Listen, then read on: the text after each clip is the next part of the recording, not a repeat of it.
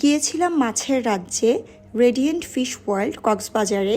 আপনারা যারা এখানে গিয়েছেন তারা তো জানেনই যে এইখানে অনেক ধরনের মাছ আছে, বিলুপ্ত প্রায় দেশি বিদেশি সাগরের নদীর অনেক ধরনের মাছ দেখতে পাওয়া যায়। এই রেডিয়েন্ট ফিশ ওয়ার্ল্ডের ভেতরে মাছের প্রাকৃতিক এবং কৃত্রিম পরিবেশের মাধ্যমে ভিজিটরদের জন্য অনেক সুন্দরভাবে মাছ দেখার ব্যবস্থা করা আছে।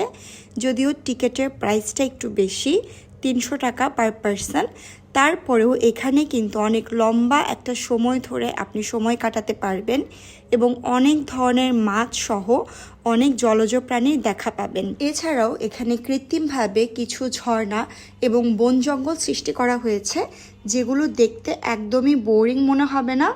এবং এই রেডিয়েন্ট ফিশ ওয়ার্ল্ডের ওপরের তলায় কিন্তু বাচ্চাদের খেলার জন্য বিভিন্ন আইটেম দেওয়া আছে, কিছু রাইডেরও ব্যবস্থা আছে। ভেতরের পরিবেশটা লাইটের মাধ্যমে অনেক বেশি আকর্ষণীয় করে তোলা হয়েছে, তাই প্রত্যেকটা জায়গায় অনেক বেশি ইন্টারেস্টিং মনে হতে পারে।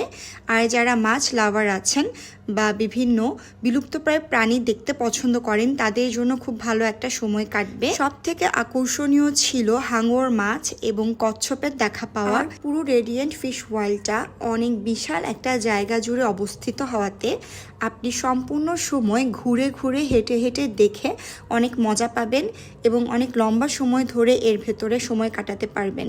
এছাড়াও এর দেয়ালে দেয়ালে বিভিন্ন গাছগাছালির চিত্রকর্ম করা আছে, সেগুলোও আপনার দেখতে খুব ভালো লাগবে।